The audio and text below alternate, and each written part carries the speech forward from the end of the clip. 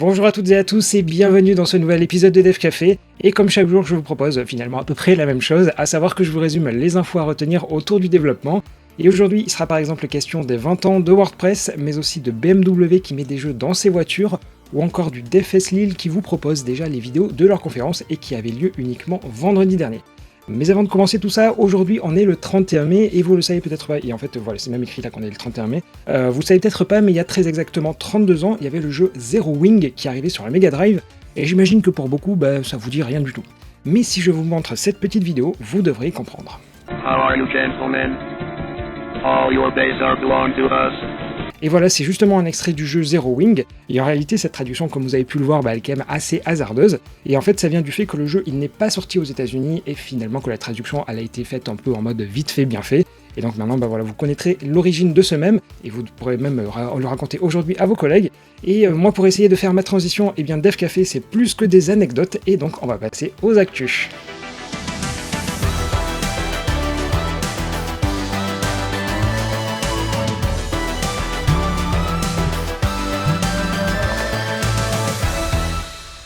On commence ce Dev Café par fêter l'anniversaire d'un CMS que vous avez probablement tous entendu parler, c'est-à-dire de WordPress, et sa première version elle était sortie en mai 2003, et c'est là finalement qu'on voit que la fameuse stack PHP et MySQL elle a quand même été très robuste pendant tout ce temps-là, comme quoi ceux qui pointent du doigt la techno, ils ont quand même assez tort, parce que je me suis amusé à regarder les stats sur les CMS, et carrément depuis 2012, clairement c'est une croissance fulgurante, en passant d'à peu près 15% à environ 43% aujourd'hui. Mais autant la croissance elle a été forte jusqu'à l'année dernière, autant là on a l'impression qu'il y a une sorte de marche qui a été atteinte, comme vous pouvez le voir en fait sur ce graphique. Alors certes, vous voyez qu'en parallèle Shopify ou alors Wix essaie de grignoter un tout petit peu des parts de marché, mais c'est vraiment des pouillèmes en termes de poids de pourcentage. Et la véritable question qui va se poser maintenant, c'est finalement comment va se poursuivre cette courbe. Est-ce qu'elle va rester sur cette marche, ou alors est-ce qu'elle va retomber? Bien comme on dit, l'avenir nous le dira. Mais bon, j'ai quand même l'impression qu'au fur et à mesure des années, il y a des solutions plus optimisées ou alors plus spécialisées qui sont démocratisées. Mais bon, quand même, aujourd'hui, si on enlevait complètement WordPress du web, je pense qu'il y aurait carrément un très très grand nombre de sites très populaires qui disparaîtraient purement et simplement.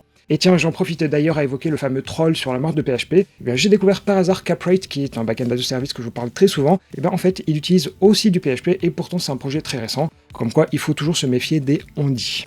On poursuit et en général, je vous parle un peu moins de web dans Dev Café, mais il faut dire qu'en ce moment, c'est un peu le calme plat côté mobile. Alors du coup, j'en profite pour vous faire découvrir d'autres sujets.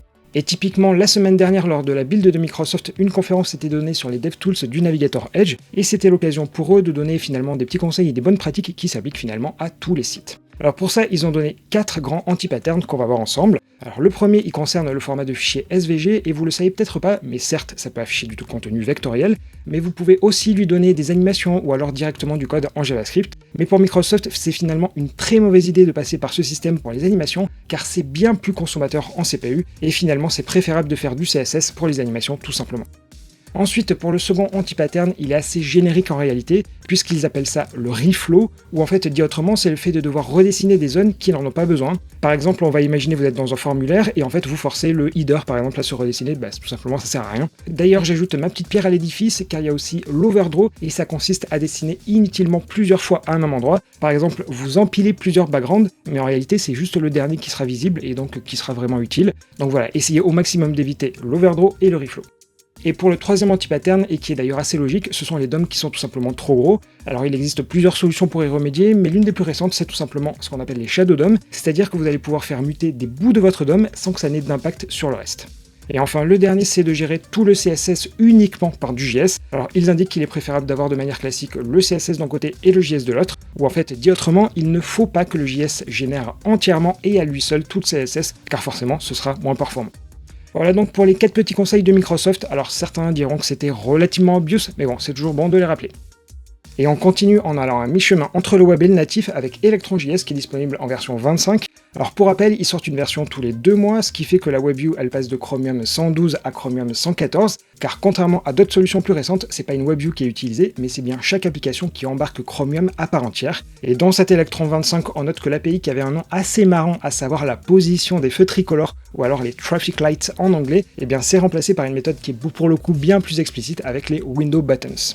Il y a aussi pas mal d'améliorations au niveau de la navigation entre les différentes pages pour bien distinguer les différents types d'événements, et il donne également accès à une API pour avoir les infos sur les températures des différents composants. Par exemple, ça peut vous permettre de réduire les performances si toutefois un ordinateur il se met à chauffer par exemple. Voilà donc pour les principales infos. D'ailleurs, au moment où je tourne la vidéo, la version 25 elle a bien été publiée, mais le changelog il est encore dans la pull request. Alors selon l'heure où vous regarderez, peut-être qu'avec un tout petit peu de chance, vous aurez la version améliorée au format blog. On poursuit en faisant toujours le trait d'union entre le web et cette fois-ci le mobile avec Capacitor. Alors pour rappel, c'est ce qui permet d'avoir accès aux fonctionnalités natives d'Android et d'iOS depuis du JS, HTML et CSS. Et le projet d'ailleurs il se porte relativement bien, à tel point que des outils et des dépendances ont largement commencé à fleurir, mais jusqu'à présent il n'y avait pas un lieu centralisé avec toutes les infos, il fallait donc soit chercher sur GitHub ou alors soit peut-être appliquer des filtres tant bien que mal sur NPM par exemple. Et forcément, si je vous évoque un problème, c'est qu'il y a forcément là aussi une solution. Et en l'occurrence, ils viennent d'annoncer leur plugin Registry, et ça regroupe pour le moment plus de 1100 plugins qui sont compatibles. Et la bonne nouvelle, c'est que si vous utilisez VS Code, eh bien l'extension Ionic, ça l'utilise désormais. Alors pour ça, en cliquant sur les 3 petits points des plugins, ça vous amène vers une interface de recherche. Et là-dessus, je pense pas avoir besoin de vous le rappeler, mais direction comme d'habitude la description, tout simplement pour avoir les liens vers tout ce que je vous ai présenté jusqu'à présent, parce que forcément, je peux pas rentrer dans les détails de tous les sujets. Et d'ailleurs, le temps que vous alliez fouiner un tout petit peu dans la description, je vous propose de prendre notre petite pause quotidienne pour la partie en bref.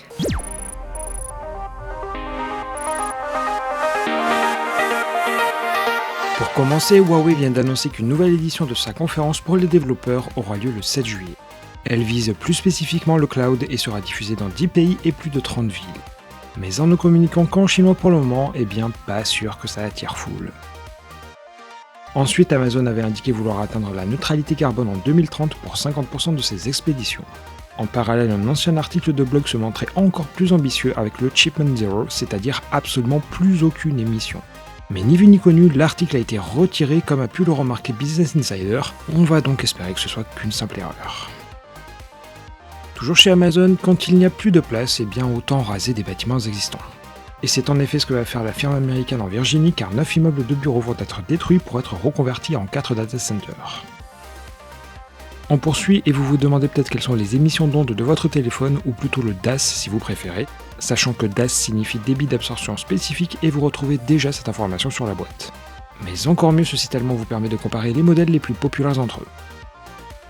Et enfin, la documentation du framework Tori a été victime d'une attaque. Mais tout est rentré rapidement dans l'ordre après s'être assuré que les secrets avaient bien été changés. On reprend et je vais vous parler d'un sujet où je vous entends déjà me dire que soit vous en foutez, soit alors vous allez dire bah ça me sert à rien, mais attendez quand même un tout petit peu. Pour ça, vous avez peut-être déjà entendu que dans les Tesla, il est possible de jouer à des jeux parce que l'ordinateur de bord il est suffisamment puissant pour faire tourner l'équivalent des jeux mobiles. Eh bien, BMW vient d'annoncer qu'ils allaient aussi mettre ça en place, mais ils ne prennent aucun risque car ils n'ont rien développé et ils se sont appuyés à la place sur la solution Air Console, et c'est justement pour ça que je trouve que cette info est intéressante. Alors typiquement, une question que vous avez, c'est comment font-ils pour interagir avec le jeu ? Eh bien, vu qu'il n'y a pas de manette dans des voitures, vous allez pouvoir vous servir de plusieurs téléphones comme de télécommande, et au niveau du process, ça a l'air relativement simple parce que c'est tout simplement un QR code à scanner. Bon, on va laisser de côté ici BMW, et si on regarde concrètement ce que fait ce Air Console, on retrouve derrière soit des jeux qui sont faits en JavaScript, soit avec du Unity, et l'avantage c'est qu'en publiant vos jeux sur cette plateforme, ils peuvent certes arriver donc dans les voitures, mais ça peut aussi être utilisé sur des tablettes et des télés avec Android Télé. Et comme vous le savez sur Android Télé, pour jouer à plusieurs, c'est pas terrible, à moins là aussi de s'acheter des manettes, mais ici, il n'y en a pas besoin, car à nouveau, les smartphones, ils peuvent servir de télécommande. Et si ça vous intéresse d'aller plus loin, vous avez donc un SDK qu'ils mettent à disposition pour justement utiliser ces manettes, et ensuite, ils gèrent tout pour vous. Et ce qui est intéressant dans cette histoire, c'est que vous n'avez absolument pas besoin de vous prendre la tête à mettre par exemple en place des pubs ou alors à trouver un modèle de financement, car en fait c'est un modèle à la Netflix. Alors d'un côté les utilisateurs y paient un abonnement, et ce qui donne donc ensuite accès à un catalogue, et selon le temps qu'il sera joué, il y a un certain pourcentage qui vous sera reversé. Bon, à la limite, il y a quand même un inconvénient pour cette solution, c'est qu'il ne communique pas précisément sur le nombre d'utilisateurs actifs, et c'est donc difficile pour moi de vous le conseiller ou pas, parce que potentiellement vous allez développer pour 0 utilisateur derrière. Et au final, peu importe si ça vous intéresse ou pas, mais j'en profite pour vous signaler qu'ils ont en parallèle un concours où vous allez pouvoir gagner jusqu'à 5000 €, et tout simplement vous devez leur donner une idée crédible de jeu qui s'adapte parfaitement à l'univers des voitures. Bon, je vous rassure dans cette histoire, moi il y a 0 partenariat dans cette histoire, mais bon, si vous pouvez leur piquer 5000 €, eh bien moi je serai très content pour vous. Je continue, et dans la suite logique des infos d'aujourd'hui, vu qu'on a parlé d'applications en tout genre, les faire installer, bon ok ça c'est une chose, mais savoir les raisons pour lesquelles elles sont désinstallées c'est souvent beaucoup plus compliqué. Et pour le coup, une étude d'Airship s'est intéressée justement à tout ce cycle de vie avec des chiffres pour plusieurs pays. On a donc ici 2 infographies, dont la première qui révèle la manière dont les utilisateurs trouvent les applications, et par simplicité je vais uniquement prendre les chiffres pour la France, c'est ceux qui sont en rose pâle. Il en ressort que c'est essentiellement par du bouche à oreille, puis les boutiques d'applications, et enfin par les moteurs de recherche. Par contre, c'est pas tout à fait les mêmes tendances au niveau mondial, où ce sont les App Store qui sont la principale source. Mais ce qui est le plus intéressant ici, c'est surtout de savoir les raisons de la désinstallation, et vous allez peut-être trouver que c'est du Captain Obvious, mais en tout cas ça vous permettra d'en mesurer les proportions. À savoir que la première raison, c'est tout simplement parce qu'il faut libérer de la place sur les téléphones, et pour le coup, vous pouvez pas faire grand chose. Ensuite, c'est parce qu'il y a trop de pubs, et enfin parce que l'application, elle était installée, mais finalement, elle était quasiment jamais utilisée. Et ce qui est d'ailleurs intéressant, c'est que le spam avec trop de notifications, c'est seulement évoqué dans 18% des cas, et c'est à peu près pareil pour des paywalls trop agressifs. Comme quoi, ça donne un certain crédit pour utiliser ce concept bien pourri. Voilà, je vous laisse aller regarder l'étude un tout petit peu plus en profondeur, selon en fait les chiffres qui vous intéressent. Mais avec un échantillon de plus de 18 000 personnes, on peut quand même dire que c'est assez représentatif des utilisateurs en général. Voilà donc pour ces chiffres, et juste avant de se quitter, j'en profite pour vous signaler que les vidéos de la conférence qui s'appelle le DevFest Lille, elles sont déjà en ligne, et juste pour vous dire la rapidité, elles ont été publiées hier, alors que l'événement il était juste vendredi. Alors je vous laisse aller voir la sélection, mais je vous donne quand même quelques petits sujets au hasard. Il y a par exemple l'open télémétrie, ne plus avoir de biais racistes dans l'UX, la clean architecture ou encore l'accessibilité dans l'écosystème Apple. Bref, comme vous le voyez, vous avez quand même un choix assez large en termes de sujets, et en plus c'est gratuit et c'est ici sur YouTube, et comme d'habitude, je vous ai mis le lien dans le petit i. Et en plus, ils font un énorme boulot pour l'accessibilité, et vous avez donc des sous-titres, donc vous n'avez même pas besoin d'avoir le son. Donc voilà, ni vu ni connu, vous pouvez écouter les vidéos du DevFest. Et c'est donc sur cette bonne quantité d'heures de vidéos qu'on va arrêter ce Dev Café. J'espère en tout cas que vous avez pu trouver votre bonheur dans les différents sujets du jour, qui d'ailleurs étaient peut-être un peu plus larges que d'habitude. Et j'en profite aussi pour vous dire que j'ai volontairement pas parlé des histoires qui se passent en ce moment dans le monde de Rust, parce que bon, ça tire un peu dans tous les sens. Alors, je préfère peut-être attendre que la situation elle se calme un tout petit peu. Et donc voilà, on va les laisser se déchirer entre eux. Et en tout cas, si cet épisode il vous a plu, bien n'hésitez pas à appuyer sur le petit pouce en l'air. Et moi je vous dis tout simplement à demain pour de nouvelles aventures.